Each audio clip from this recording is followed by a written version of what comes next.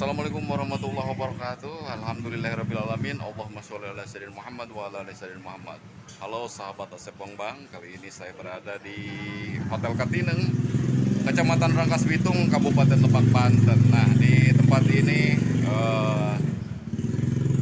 adanya deklarasi relawan Garuda Merah Putih ya. Merah Putih yaitu mendukung Ganjar Pranowo ya, Gubernur Jawa Tengah yang saat ini menjabat sebagai Gubernur Jawa Tengah untuk digadang-gadang menjadi calon presiden di tahun 2024 mendatang. Nah, seperti apa deklarasi dari relawan Garuda Merah Putih di Kabupaten Lebak, Banten.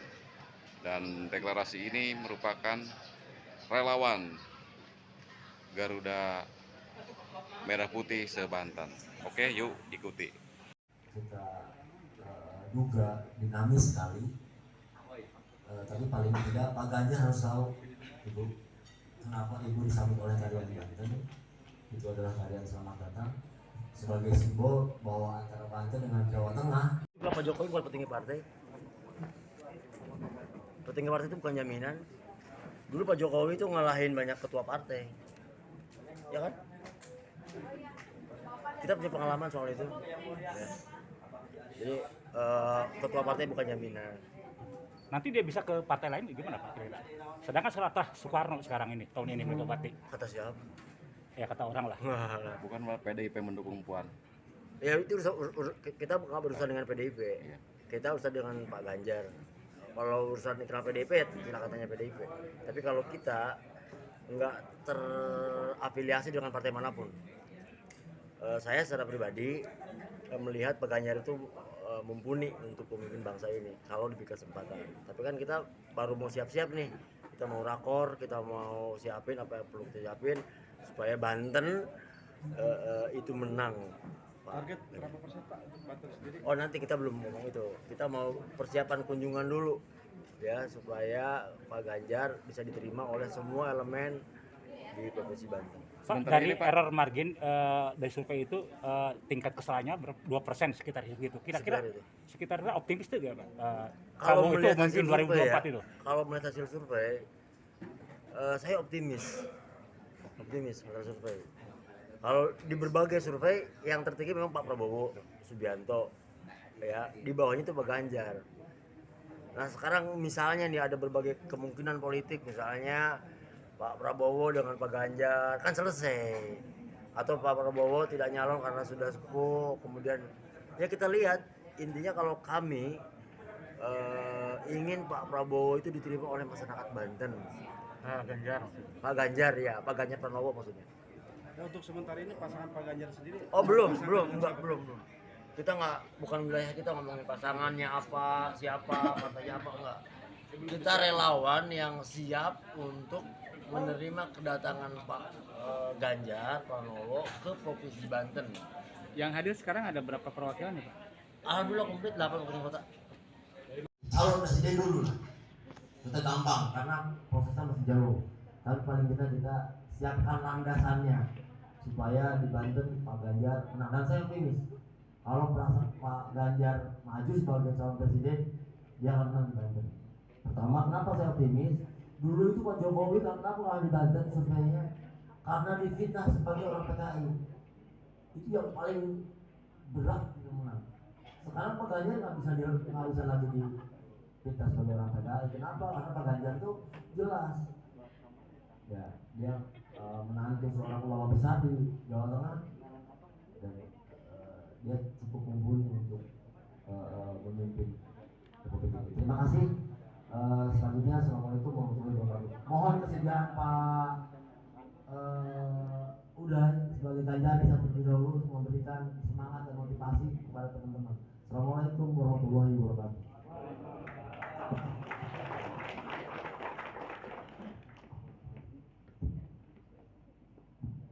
Selanjutnya, sekabur siring dari Bapak Uday Surada. selaku Direktur Alit Banten. Kepadanya waktu dan tempat kami persilahkan.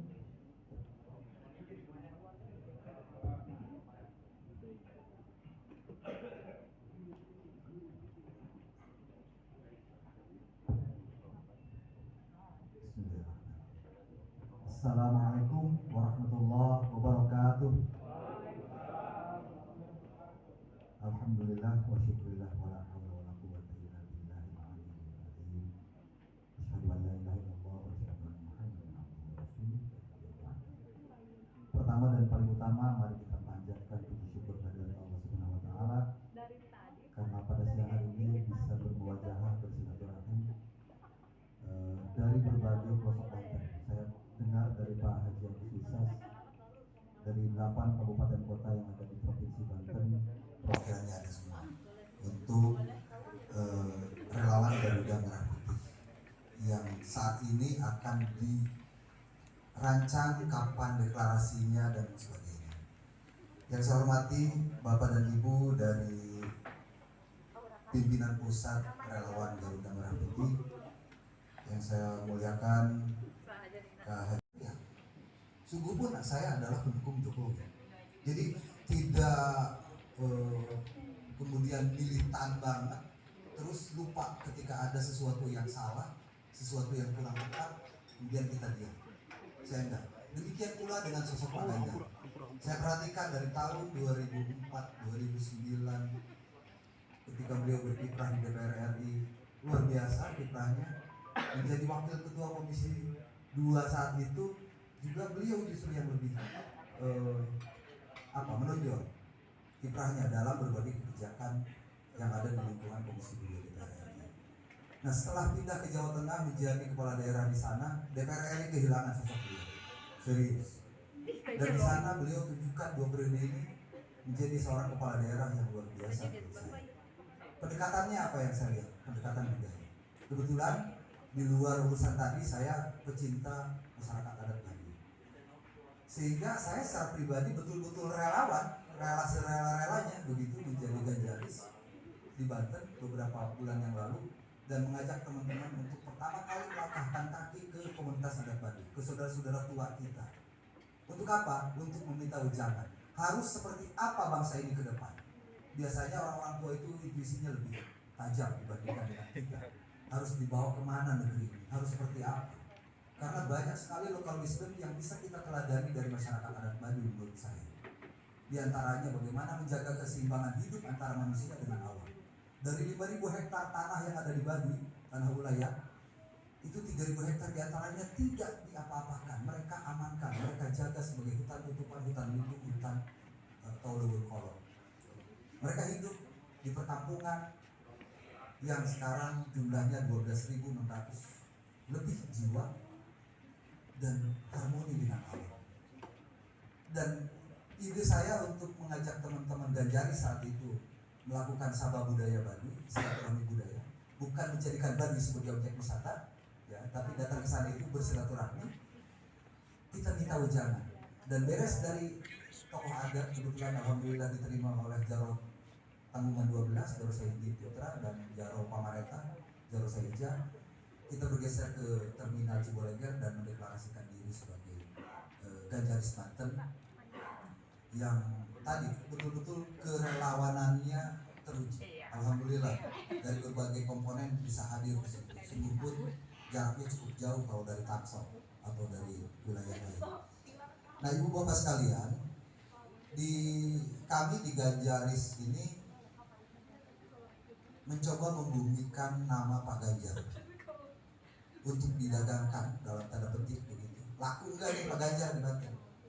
Kalau dulu menjual nama Pak Jokowi itu susahnya karena kepala orang Banten kebanyakan sudah dicekoki oleh isu-isu yang fitnah-fitnah yang luar biasa, ya, hoax yang luar biasa, dari mulai isu PKI, isu Cina, isu kafir dan seterusnya. Nah, sekarang saya melihat sosok Ganjar Pranowo, pendekatan budayanya luar biasa. Maka rasanya resistensi sosok Pak Ganjar di Banten itu akan relatif lebih rendah. Saya coba uji petik, kebetulan belasan tahun saya di SMRC, di saya menjadi riset konsulting dan di lembaga-lembaga survei di lembaga survei Indonesia. kebiasaan kami melakukan riset, saya coba uji petik di beberapa daerah di wilayah Banten ini. Mereka yang sudah pernah dengar nama sosok Ganjar Pranowo, ketika ditanya apa kira-kira yang membuat Anda tidak suka, setelah dengar dari berbagai media, bisa jadi dari medsos atau dari media mainstream dan seterusnya, atau dari tetangga, dari obrolan, alhamdulillah resistensinya rendah. Sehingga kita yang kemudian berempati kepada sosok Ganjar Pranowo, insya Allah di Banten akan lebih mudah dibandingkan periode 2019 dan 2014 yang lalu. Jadi lahannya tidak gersang Banten untuk sosok Ganjar Pranowo, akan lebih mudah bagi kita sepanjang kita mau menjualnya. Bahwa nanti beliau diusung oleh partai mana, koalisi dengan siapa, saya nggak mau tahu.